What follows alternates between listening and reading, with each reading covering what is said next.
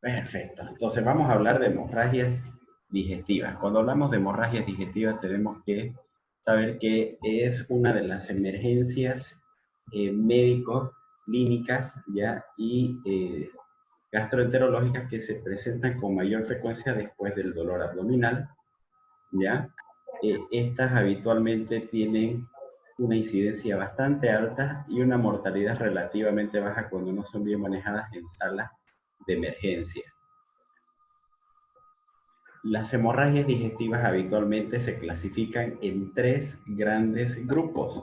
¿Listo? Entonces, esos tres grupos son hemorragia digestiva alta como tal, que se subdivide en hemorragia digestiva alta varicial y no varicial, ¿ya? En relación a la presencia de varices esofágicas, ¿ya?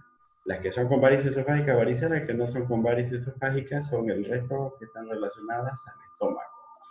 Y el segundo grupo son las hemorragias digestivas bajas y en tercer lugar son las hemorragias digestivas de origen oculto o también llamadas de origen indeterminado.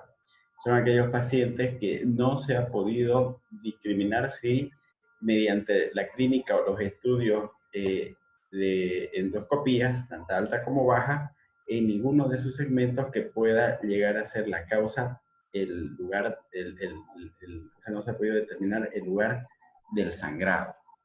¿Ya? Entonces, es importante conocer esa clasificación. Ahora, las hemorragias digestivas altas, tanto como las bajas, lo que tienen que saber es que habitualmente tienen una autolimitación que puede ir entre un 80 y 90%.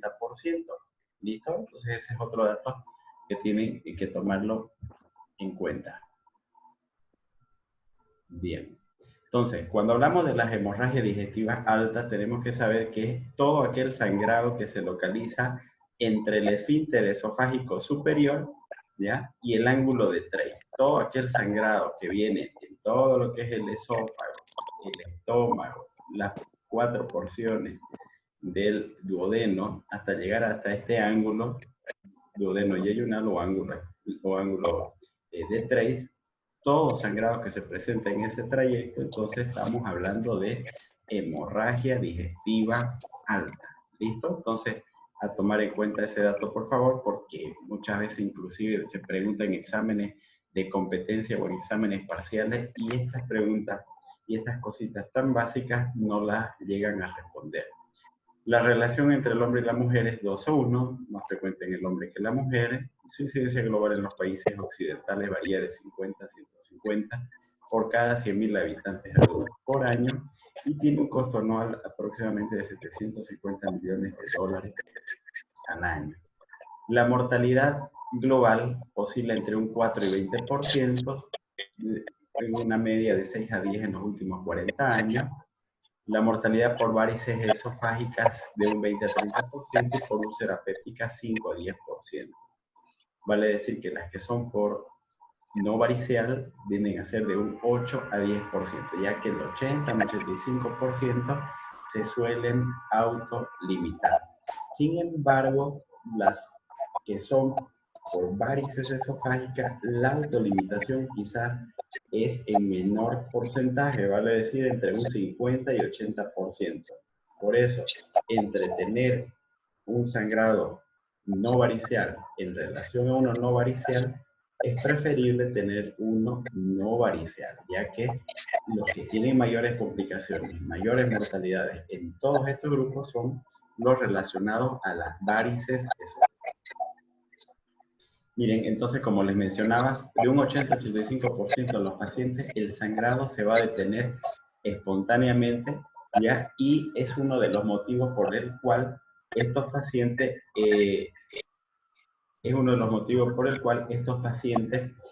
no suelen requerir endoscopías digestivas altas de inmediato y al contrario se convierte indispensable la estabilización hemodinámica.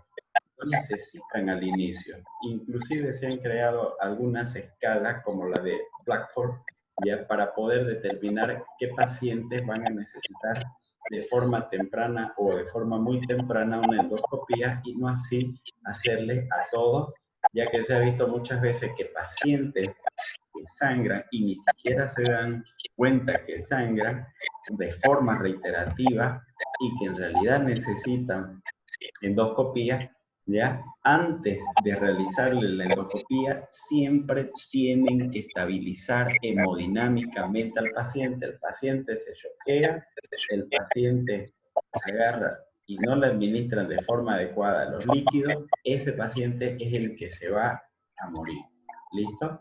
Entonces hay que prestar mucha, pero mucha atención a las características, los factores de riesgo de aquellos pacientes que tienen más riesgo de sangrar, ¿ya? Que si bien son un 15 a 20%, pero ese 15 a 20% son los que les van a traer más problemas. El 80% por lo general, no, ¿ya? A mí un montón de veces me ha tocado enfrentarme con aquellos pacientes que están en ese 20%, ¿ya? Y que se han descompensado fin de semana, no han sido atendidos o valorados en forma oportuna o estabilizados de forma adecuada, y cuando ya su endoscopia que estaba programada para el día lunes, no se han percatado de que las hemoglobinas del día viernes bajaron sábado, bajaron mucho más el día domingo, el paciente hipotenso, taquicárdico, diaforético, con escasa diuresis, ¿ya? Y con ya tendencia a la alteración de la conciencia, bajándolo lunes temprano a su programación endoscópica que tenía, y cuando llega a endoscopía resulta que el paciente hace paro cardíaco. Y eso es muchas veces por error nuestro, por no percatarnos qué pacientes son de riesgo, qué pacientes tengo que monitorizarlo o tomar en cuenta. No nos damos cuenta muchas veces que son pacientes que ya vienen recibiendo medicamentos gastrolesivos, como ya habíamos mencionado anteriormente. Reciben aspirina, reciben warfarina, reciben cloruro de potasio, reciben corticoides, ya son fumadores, tienen antecedentes de gastritis, de úlceras pépticas o de cardiopatía, o ya han tenido úlceras gástricas sangrantes, ¿ya? O ha tenido ya en base a una clasificación endoscópica un Forrest 1A o 1B, y esos son los que tienen más probabilidades de riesgo de sangrado. Entonces, no darme cuenta de ese 20% que son los que se me van a complicar y los que me van a traer problemas, es un error garrafal. Por lo tanto, mi recomendación es que, si bien el 80-85% ceden espontáneamente, significa que me da tiempo para yo poder actuar y programar y compensar a ese paciente, no debo olvidarme ese 15 a 20% que son los que me pueden traer mayor problema. ¿Listo? Aquí he activado el chat. ¿Quieren hacer algunas preguntas? Ah, no. Apaguen sus micrófonos, chicos, por favor. Muy bien. Continuamos. Entonces, dentro de los aspectos clínicos que debemos tomar en cuenta entonces cuando estamos con un paciente con hemorragia digestiva, es la clínica de la hemorragia, la forma en que comenzó. ¿Será que ha tenido ese paciente manifestaciones clínicas que son relevantes para hacerme pensar en que está sangrando? ¿Ya? Entonces, ¿o será que viene por otro motivo y de repente lo veo pálido y de repente le hago laboratorio y está con anemia? ¿O será un paciente que viene de plano refiriendo hematemesis, refiriendo melena, dolor abdominal? ¿Ya?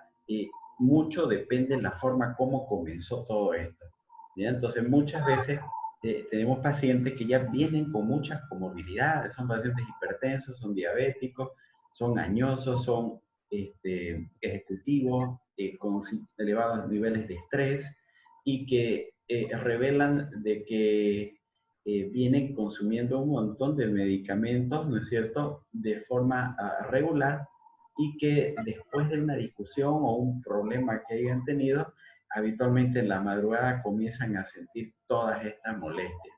Y entonces, como las que le acabo de mencionar, o hematemesis o melena o dolor abdominal.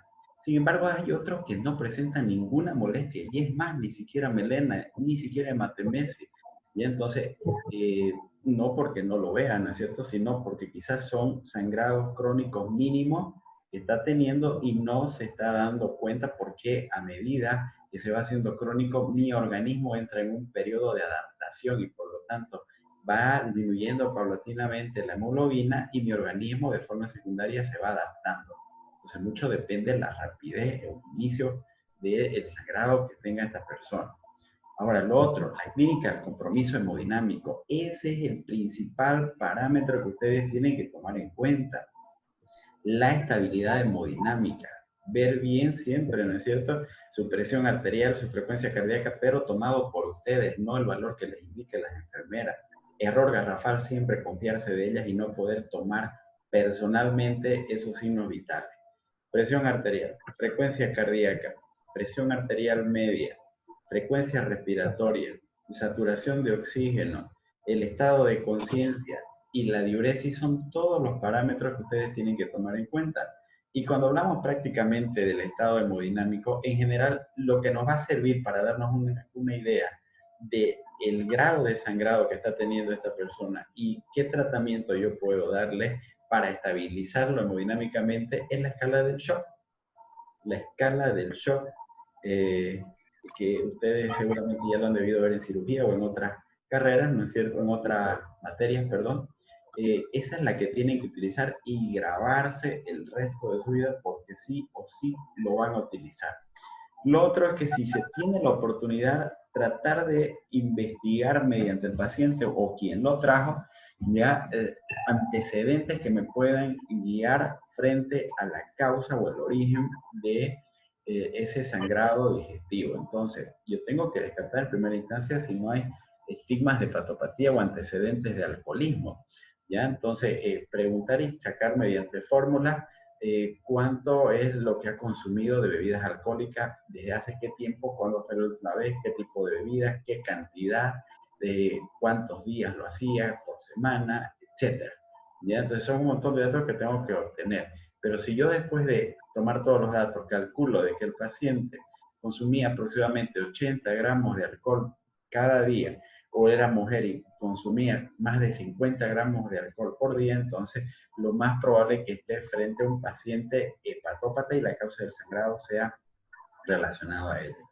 Antecedentes de comorbilidades y usos de AINE, anticoagulantes o hemorragias previas, como le decía. Entonces yo tengo ya entre 1 a 10 minutos para determinar y ver el estado clínico del paciente. Son mis primeros 10 minutos los más importantes que tengo para poder actuar y estabilizar al paciente.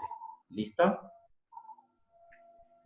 Entonces, uno de los datos principales que tienen que siempre preguntar, muchas veces se olvidan, ¿ya? Es las melenas, las deposiciones melénicas, que son deposiciones de color negro, son brillantes, son adherentes y se debe a la presencia de sangre oxidada en su paso a lo largo del intestino delgado y del colon.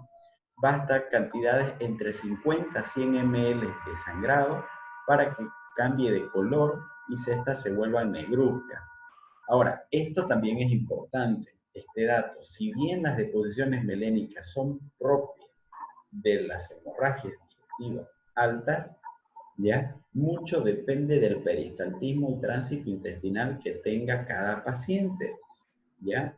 ¿Qué significa esto? Hay pacientes que tienen hemorragias digestivas bajas por debajo del ángulo de Treitz, ¿listo?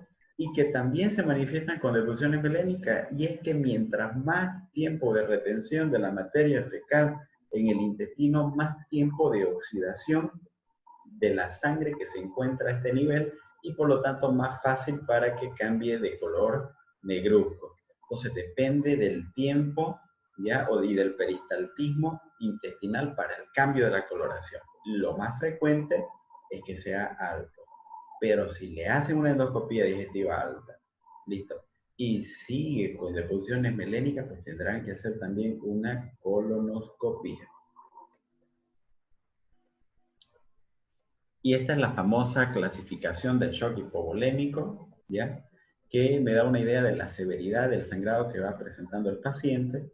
Lo clasificamos en 4 grados y tenemos todas estas variables que les mostré, que les comenté. Y entonces, la frecuencia cardíaca, el pulso, la presión arterial, la frecuencia respiratoria, la diuresis y las alteraciones de la conciencia que pueda presentar.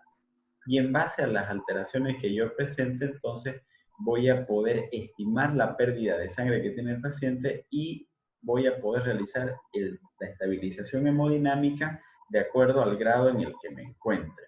¿Listo? Y entonces, es así de que se estima que uno pierde un 15% del volumen sanguíneo, que equivale a 750 ml, ¿ya? Cuando tengo una frecuencia cardíaca normal, cuando solamente el pulso comienza a aumentarse, entro en taquisfigmia, mi presión arterial todavía es normal, mi frecuencia respiratoria es normal, mi diuresis normal, y el paciente está ligeramente ansioso. En el grado 2 lo que se altera es la frecuencia cardíaca. El resto de las variables se mantiene relativamente normal, la diuresis disminuye un poco y aún se encuentra ansioso. Pero lo que ustedes tienen que saber es lo siguiente, que el punto de corte entre estabilidad hemodinámica y inestabilidad hemodinámica lo hace el grado 3. ¿Por qué el grado 3? Porque a partir de este grado es cuando me comienza a descender la presión y comienza el paciente a estar más taquicárdico. A partir de este grado yo tengo perdido alrededor del 30% de mi sangre, que equivale entre 1,5 litros a 2 litros. Ya entonces casi estoy cercano a la pérdida de la mitad de mi volumen circulatorio. El paciente ya está oligúrico, está taquicárdico, está confuso, ¿ya? Está ansioso, está desorientado, ¿listo? Y ese es el paciente que está inestable totalmente hemodinámicamente. Entonces yo digo que es un shock hipovolémico con inestabilidad hemodinámica que se encuentra en un grado 3. Y el grado 4 es aquel paciente que ya tiene inminencia prácticamente de muerte.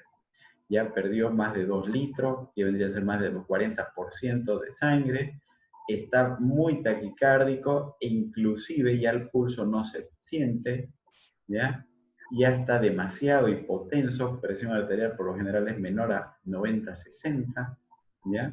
Y inclusive comienza a bajar menos de 60, 50 o ya comienza a ser imperceptible, frecuencia respiratoria mayor a 35, está anúrico, puede estar comatoso el paciente, ¿ya? Entonces, miren las diferencias abismales con las que se van a presentar. Y así como el punto de corte es el grado 3, ese mismo de punto de corte que es el grado 3 me va a servir también para variar mi terapéutica de estabilización hemodinámica con soluciones. ¿Qué quiero decir con esto? Que solamente voy a utilizar cristaloide en el grado 1 y en el grado 2. Solución fisiológica o una solución Ringer lactato. ¿Listo? Con eso voy a reanimarlo al paciente. En cambio, en un grado 3 ya no es suficiente solamente utilizar soluciones cristaloides. Tendré que tener 2 vías periféricas, tendré que colocar sonda Foley, sonda nasogástrica, ¿ya? Y tendré que reanimarlo de una forma más enérgica, incluso si se puede en ese momento a través de una vía venosa central. Sería lo ideal, ¿ya? Pero aquí va la diferencia. Aquí ya yo tengo que administrar de acuerdo al protocolo paquetes globulares. Específicamente, tengo que administrar paquetes globulares. Hago uso de hemocomponentes. En cambio, en el grado 4, ¿ya? La diferencia con el grado 3 en relación a la resucitación hemodinámica, ¿ya? Es de que no solamente voy a pasar cristaloides, sino que tengo acá que priorizar mi rehabilitación hemostática. Es una resucitación hemostática que se llama. ¿Y qué significa esto? Que voy a tener que administrar o transfundir todo lo que se perdió. Tendré que priorizar en ese sentido, ¿no es cierto?, la transfusión de paquetes globulares, plasma fresco congelado, crío precipitado y plaquetas, que es lo que inicialmente se tendría que hacer. Seguir un esquema que se llama 2-2 inicialmente. 2 paquetes globulares y 2 plasmas. ¿Listo? 2-2 inicialmente. Vaya pasando el plasma, listo. Plasma, como tiene poca cantidad, 150 ml aproximadamente, entonces entra rápido, uno tras otro, por una vía periférica y por la central va entrando el paquete globular. ¿Ya? Entonces es más importante reponer todo lo que se perdió que cristaloides. ¿Ya? Entonces no se olviden de eso. porque si ustedes le pasan solamente solución cristaloide, no se olviden que ese paciente entra en hipotermia y en acidosis. Y esa hipotermia y acidosis no la voy a restablecer solamente con cristaloides. Tengo que administrar necesariamente hemocomponentes. ¿Cuáles son mis objetivos cuando yo estoy con un paciente con hemorragia digestiva? Primero, tratar de identificar el sitio de sangrado, detener el sangrado y evitar el resangrado. Entonces, nuevamente, para eso es importante tratar de identificar la causa. Ustedes en su anamnesis tuvieron que haber identificado si el paciente no ha tenido vómitos gastrointestinales previos, o en aquellos pacientes alcohólicos que vomitan de forma continua para pensar en desgarros de Mallory-Weiss, ver si no es el paciente cirrótico consumidor crónico de alcohol para pensar en varices esofágicas, si no hay pérdida de peso, masa palpable o un dolor epigástrico continuo, crónico, para pensar en cáncer gástrico, o si no hay dispepsia, epigastralgia horaria, periódica, crónica, para pensar en úlceras pépticas. Además de que indagar sobre el uso de AINES, alcohol, cloruro de potasio, warfarina. No se olviden de esos medicamentos gastrolesivos. Entonces, miren, lo más importante, vuelvo a recalcar, es la estabilización hemodinámica. Entonces, cuando yo hablo que un paciente está estable hemodinámicamente, llegó el paciente en grado 3 o en grado 4, ¿no es cierto? ¿Hasta dónde lo tengo que llevar yo?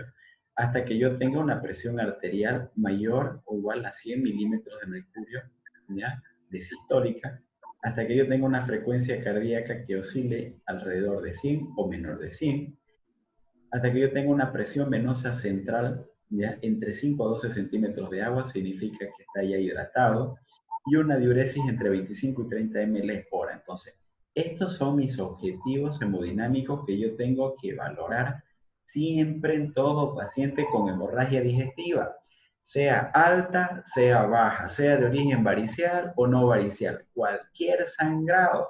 Y es más, no solamente aplica sangrados de tubo digestivo, a cualquier paciente que viene sangrando por donde sea, estos son los parámetros que ustedes tienen que tomar en cuenta. Las dos vías periféricas, y solamente se debería transfundir si ya yo tengo un paciente. Miren este dato que es sumamente importante. Si yo tengo un paciente que me ingresó, me trae un laboratorio, su hemoglobina 13, perfecto. Llega a la emergencia, su hemoglobina está en 11. Había tenido tales síntomas hace unos 3 días. Ahora está en 11, pero está asintomático. Asintomático totalmente. Y de repente ustedes le piden el otro día un laboratorio, un hemograma, y su hemoglobina de 11 baja a 7. Entonces, miren, entonces ahí tienen que darse cuenta que les ha disminuido, ¿no es cierto? 5 gramos, ¿no es cierto? Por ejemplo, 4 o 5 gramos de hemoglobina. Y el hecho que le disminuye 4 gramos, estamos hablando de que ha tenido aproximadamente una pérdida de 1000 ml. Y eso es abundante. Entonces, por lo tanto, ahí sí se convierte no solamente en una indicación de transfusión, sino también de resucitación hemodinámica, ¿ya? Entonces, pero muy importante en los controles posteriores ver si ese paciente va descendiendo, se mantiene o se encuentra normal su hemoglobina, ¿ya? Entonces, a tomar muchísimo en cuenta. En relación al uso de la sonda nasogástrica, hubieron 3 momentos en la historia referente a este uso. Primero dijeron, sí, vamos a utilizar la sonda nasogástrica con fines diagnósticos. Agarraban y le colocaban la sondita, llegaba hasta el estómago y aspiraban. Y si aspiraban sangre, entonces decían, ah, bueno, esta es una hemorragia digestiva alta y hay que hacerle su endoscopía. E incluso agarraban y le colocaban soluciones de epinefrina o soluciones frías hacia el estómago con el afán de causar vasoconstricción y de esa forma evitar el sangrado. Pero se vio posteriormente de que habían pacientes que tenían a la aspiración de la sonda, no salía nada, pero sin embargo continuaban con descensos de hemoglobina y con melena. Significa que habían sangrados activos. Por lo tanto, significó que la sensibilidad de la endoscopía, que la sensibilidad de la sonda nasogástrica no resultaba ser efectiva. ¿Ya? Entonces dejaron de utilizar por un buen tiempo la sonda nasogástrica y dijeron no sirve, y al contrario, el hecho de colocar la sonda nasogástrica puede ser que la punta de la sonda toque el lugar de la úlcera o donde esté sangrando y saque ese coágulo y que vuelva a sangrar. Entonces, por un tiempo dejaron de utilizarse la sonda nasogástrica. Y actualmente lo que se está previendo, ¿no es cierto?, es de que se podría utilizar la sonda nasogástrica con el afán ya de aspirar el contenido gástrico y de esa forma evitar episodios de broncoaspiración. Y en segundo lugar, como la probabilidad de que no como con fines confirmatorios, pero de que sí aspiro sangrado, ¿no es cierto? Puede ser que esté con un sangrado digestivo, pero no lo descarto si es que no obtuviese ningún contenido sanguinolento por la zona nasogástrica. Entonces, y es por eso que actualmente sí puede ser utilizado con ese fin, con esos fines. ¿Listo? Ahora, miren, esto que es una bomba, esto es oro, chicos, para ustedes. Esto está en todas las guías a nivel mundial y esto es lo que ustedes tienen que conocer. La utilización del omeprazol. Ya la anterior semana yo les había comentado sobre el fenómeno de tolerancia gástrica y es exactamente lo mismo, ¿no es cierto? La ranitidina no sirve para esto, disminuye la eficacia después de las 72 horas y no es capaz de elevar el pH mayor a 4, idealmente tenerlo alrededor de 6 o 6, ¿ya? Sino que más bien disminuye su eficacia y cada vez se va bajando el pH. En cambio, con el omeprazol yo logro tener ya una meseta constante a la misma dosis, ¿listo? Y de esa forma, cuando yo tengo el pH alrededor de 6, no solamente evito de que haya mayor sangrado, sino más bien que estos antisecretores lo que me van a hacer a nivel del estómago es favorecer la coagulación y la agregación plaquetaria y de esa forma se va a disminuir la secreción ácida y disminuir las probabilidades de sangrado en esos lugares. Entonces, miren, los beneficios son observados notadamente en los pacientes con hemorragia digestiva altas por úlceras pépticas con estigmas endoscópicos de elevado riesgo para resangrado. Vale decir, Forres 1A, 1B, 2A y 2B. Ya les voy a explicar cuál es la clasificación de Forres. Y se la utiliza de la siguiente forma, y esto es muy importante. Agarran omeprazol, una ampolla, como esta de acá, una ampolla, o 2 ampollas, pueden utilizar entre 40 y 80 miligramos y le pasan en bolo directamente en la vena. 2 ampollas juntas, licenciada, agarre y colóquele en bolo directamente. Bien, ok, doctor, ya le coloqué. Lo que hacen a continuación es agarrar 5 frasquitos, 5 ampollitas de omeprazol y diluirlo en 500 ml de dextrosa al 5% o fisiológico al 5%. De preferencia dextrosa al 5%. De esa manera yo voy a asegurar una infusión continua de 8 miligramos hora durante 24 horas. ¿Qué me dicen las guías? Que yo tengo dos alternativas. O mantenerme en bolos durante 3 días o mantenerme en infusión durante 3 días, pero después de haber aplicado este bolo inicial. ¿Qué significa? Que si yo me voy por el bolo inicial, aplico 80 miligramos en bolos STAT en este momento, luego aplico 40 miligramos en la noche, ¿listo? Y 2 días más. En total son 3 días.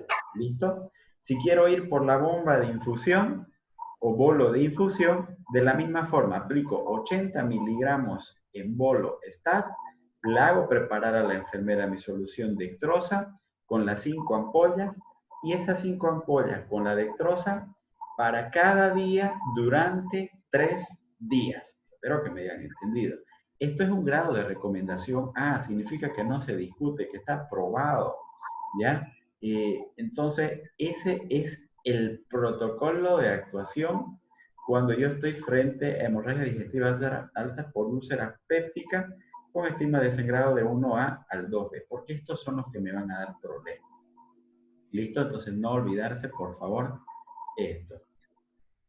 Y lo que les decía, no utilizar los antagonistas H2 porque tienen el famoso fenómeno de tolerancia gástrica y no es del todo recomendado, ¿ya? El pronóstico de los pacientes va a estar en base a diferentes parámetros clínicos, endoscópicos y de acuerdo a índices numéricos.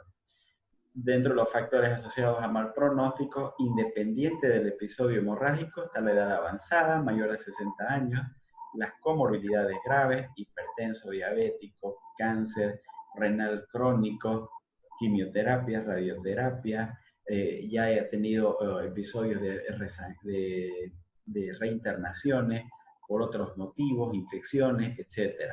Coagulopatía o inicio en un paciente ingresado. O relacionado con el episodio hemorrágico, si es una hemorragia activa, con hematemesis, rectorragia, sangre roja rutilante por zona nasogástrica, o el paciente se ha choqueado, o tiene una hemoglobina inicial menor a 10, o necesidad de transfusión de más de 5 unidades en 24 horas, son pacientes que vienen asociados a mal pronóstico y por lo tanto tienen riesgo de, tienen mayor riesgo de un resangrado. Dentro de los factores endoscópicos asociados a mal pronóstico, entonces depende de los estigmas hemorrágicos. Una hemorragia activa como un vaso visible, un coágulo adherido, ¿listo? O dependiente de aspectos no hemorrágicos, úlcera gástrica, como les dije, mayor a 2 o 3 centímetros, ya se vuelven sospechosas, ya de que sea malignidad, úlceras profundas o úlceras de la cara posterior duodenal y porción alta de la curvatura menor gástrica, sobre todo la de cara posterior del duodeno que les comenté, sobre todo desde aquellas que son en segunda porción, estas son las que más hacen temblar. Y esta es la famosa clasificación de Forrest. ¿Ya? En la clasificación de Forrest es una clasificación endoscópica de las úlceras gástricas. Una cosita antes que me olvide, el protocolo que le di del uso del omeprazol aplica a las hemorragias digestivas altas no variceales. Significa todo sangrado que se encuentra en estómago, para que me entiendan. Todo sangrado que se encuentra inclusive hasta duodeno, pero no las que se encuentran en esófago, o sea, las que son por varices esofágicas y que sangran, no me sirve el omeprazol. ¿Listo? Que quede más claro. Entonces, cuando yo le hago una endoscopía digestiva alta es porque pienso que hay una úlcera en el estómago o en el duodeno, ¿no es cierto? Y me va a dar esta clasificación. ¿Ya? Entonces, la vamos a dividir ya como un sangrado activo y un sangrado reciente. Sangrado activo por lo general es arterial, sangrado reciente por lo general es venoso. El sangrado activo se subclasifica en 1A y 1B y el sangrado reciente en 2A, 2B y 2C, y cuando ya no hay sangrado, significa que cuando inicialmente hubo sangrado, pero después tu organismo fue capaz de autolimitarlo y que se forme una malla de fibrina y después que solamente se vea una manchita, ¿no es cierto? Entonces significa de que ya eso es una base limpia, que es una úlcera que tiene una base limpia, que ha sangrado, que no pudiste discriminar qué tipo de sangrado tuvo, pero que en ese momento, ¿no es cierto?, ya no hay absolutamente nada porque se ha cicatrizado. ¿Ya? Entonces, los que más tienen que tenerle miedo porque hay alto riesgo de resangrado son el 1A y el 1B. La mayoría de los pacientes que se descompensan en ese 20% que les comenté, están en esta clasificación 1A y 1B. ¿Ya? Entonces el 1A, miren, es un sangrado a chorro y tiene una probabilidad de resangrado de 90%. El 1B es un sangrado resumiente, una posibilidad de resangrado en un 50%. El 2A es un vaso visible, probabilidad de resangrado 20 a 55%. 2B, un coágulo adherido, probabilidad de resangrado 15 a 30%. 12 es una mancha plana, probabilidad de sangrado 4 a 7%, y el 3 es una base limpia, probabilidad de resangrado 0%. Bien, chicos, los veo en 2 a 3 minutos. Hasta aquí nos ha dado para que podamos hablar de la primera parte de hemorragias digestivas altas.